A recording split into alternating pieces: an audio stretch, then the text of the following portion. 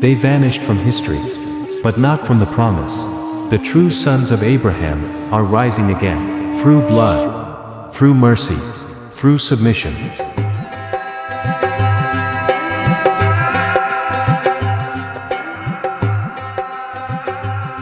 In a world of broken truths, where names were changed, where tribes were scattered, and where religion replaced revelation, behind it all, there was a scroll being sealed, not by kings, not by scribes, but by the Eternal One himself. A promise written not on paper, but in blood. This is where it all begins.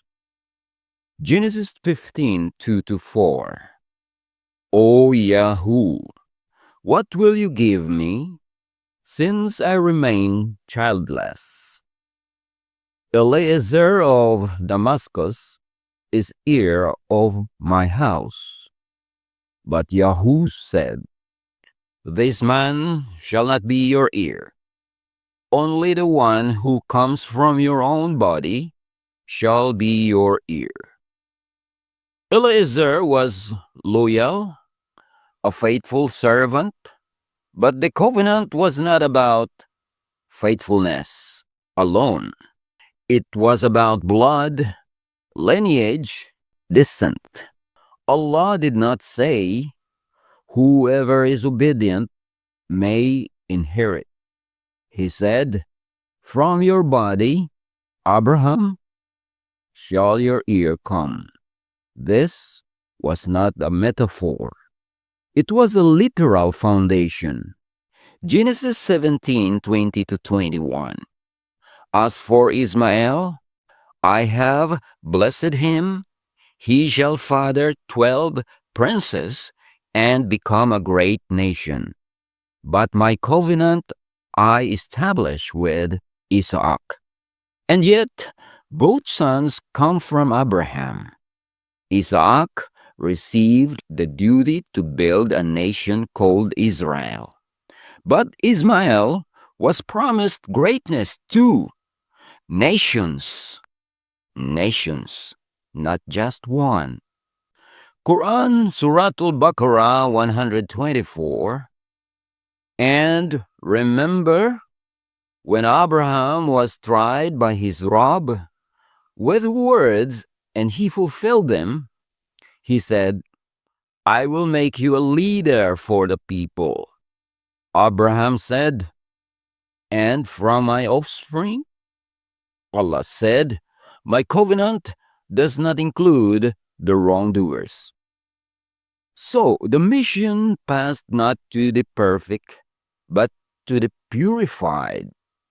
And that would include Ishmael because he, not Isaac, would later raise the foundation of the Kaaba.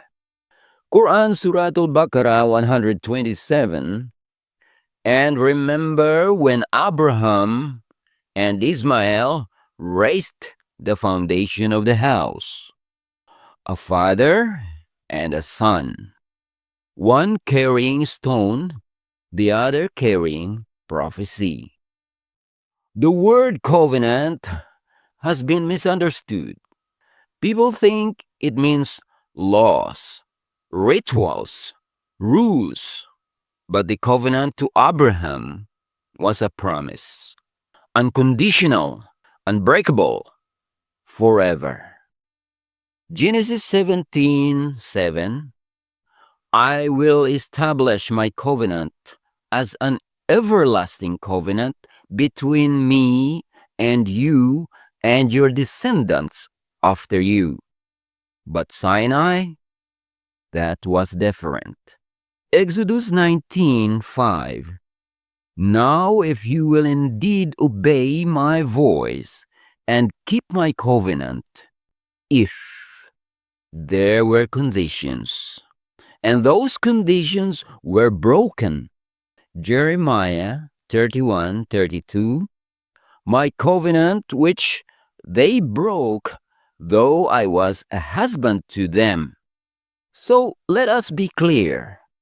The promise to Abraham was eternal. The stipulations given at Sinai were breakable, and Israel broke them.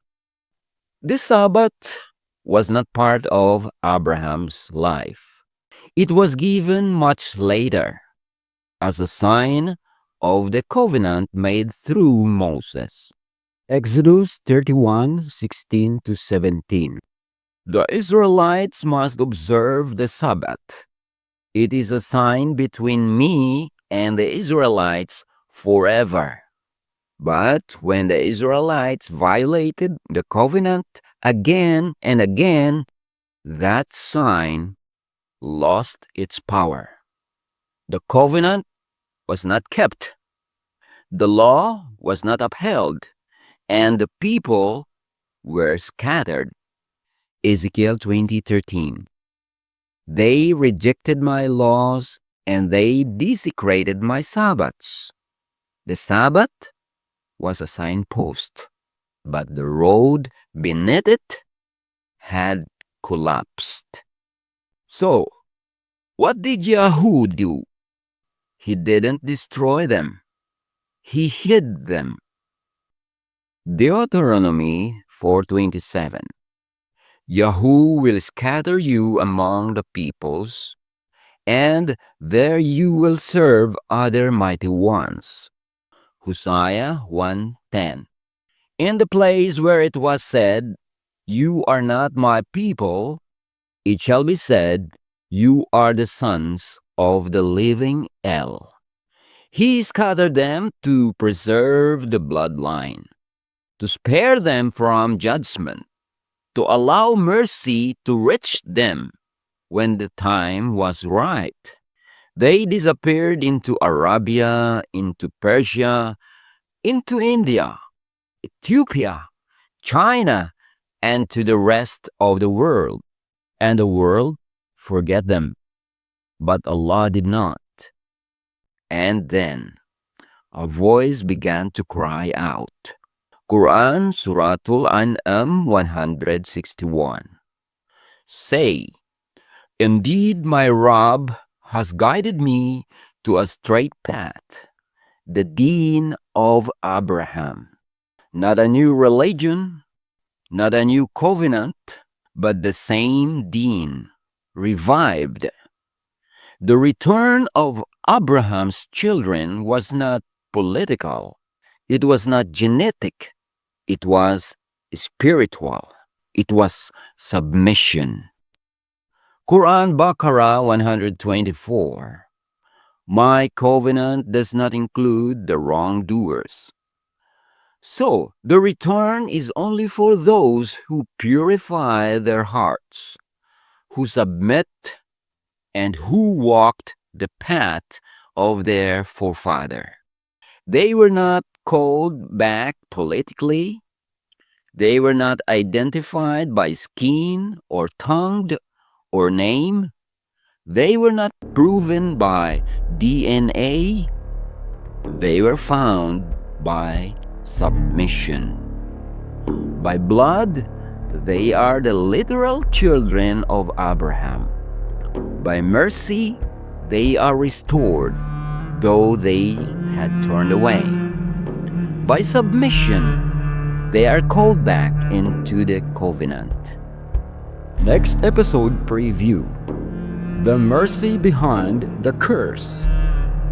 Why did Allah scatter His people?